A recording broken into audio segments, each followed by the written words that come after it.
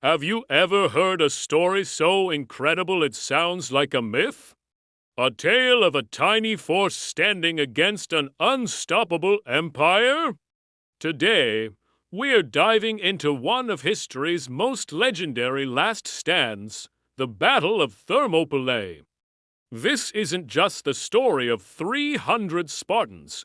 It's the story of how a few thousand Greeks stared down the largest army the world had ever seen and chose to fight. Imagine it's 480 BC the mighty Persian Empire, led by the King of Kings, Xerxes I, has set its sights on Greece. Xerxes hasn't just assembled an army, he's unleashed a human tidal wave. Ancient historians like Herodotus estimated his forces in the millions, though modern scholars suggest a more realistic, yet still staggering, figure of 100,000 to 300,000 soldiers. This massive force is marching south, intent on crushing the defiant Greek city-states once and for all. The fate of Greece hangs by a thread. The path of the Persian invasion leads them to a narrow coastal pass called Thermopylae, which translates to the Hot Gates. This pass was a natural bottleneck, a tight corridor with steep mountains on one side and the sea on the other. It was the perfect place for a smaller force to make a stand, to turn the Persians' greatest advantage, their overwhelming numbers, into their biggest weakness. If the Greeks could hold this pass, they could buy precious time for the rest of Greece to rally its forces. But who would be brave enough to face such impossible odds? The call went out, and one man stepped forward, King Leonidas of Sparta. Sparta was a society built for war. From the age of 7, every male citizen was forged in the agage, a brutal training system that turned boys into the most disciplined and feared soldiers in the ancient world. For a Spartan, the highest honor was to die for Sparta in battle. However, there was a problem. It was the time of the Carnia, a sacred religious festival during which warfare was strictly forbidden for the Spartans. The political leaders were hesitant, but Leonidas, a man of action and conviction, knew that delay meant doom. Using a loophole, he gathered his personal bodyguard of 300 men, all of whom were veterans, and had sons to carry on their family lines, and marched north. He wasn't just leading an army, he was leading a willing sacrifice. Along the way, Leonidas's small force swelled with allies. About 7,000 Greeks from various city-states, Thespians, Thebans, and others joined the cause, recognizing the gravity of the threat. When they arrived at Thermopylae, they fortified a small, crumbling wall and prepared for the inevitable. The air grew thick with tension as the endless sea of Persian soldiers arrived and set up camp. For days, Xerxes waited, believing the Greeks would see his vast army and simply flee in terror. He even sent envoys demanding their surrender. Leonidas's reported reply has become legendary, Molen Labe, meaning come and get them. The battle began on the 5th day. Xerxes sent in his first wave, the Medes and Scythians, expecting a quick victory, but the narrow pass channeled them directly into the Greek phalanxa. Wall of overlapping shields and long spears.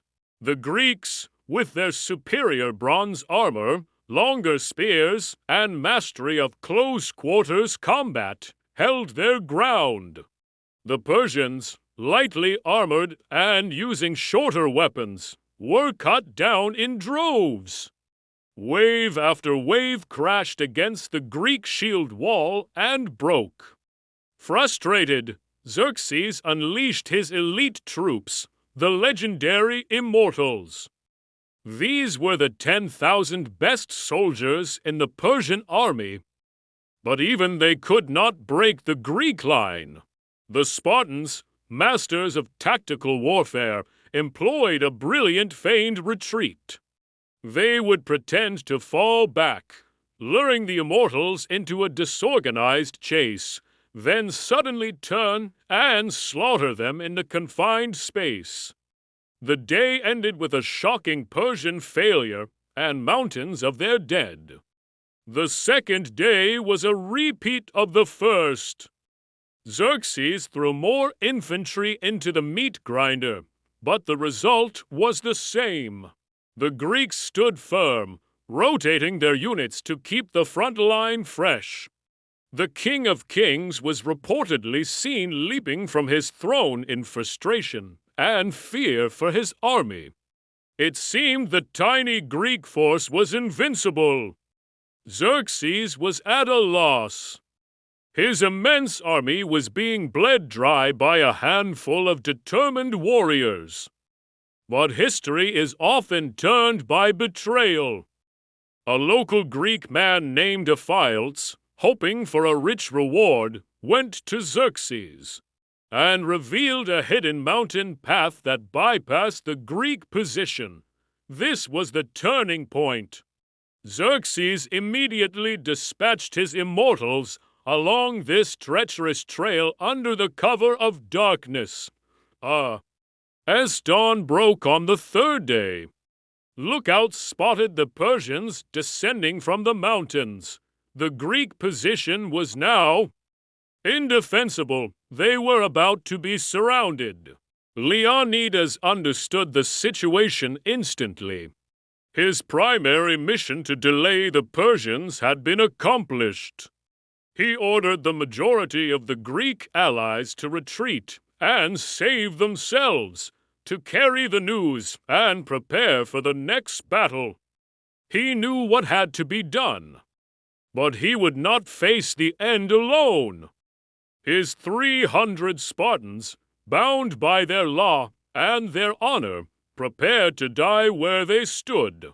They were joined by 700 Thespians, who made the heroic choice to stay and share their fate, and 400 Thebans, who were held as potential hostages. This small band would make the final, ultimate stand. What followed was not a battle for victory, but a fight for glory.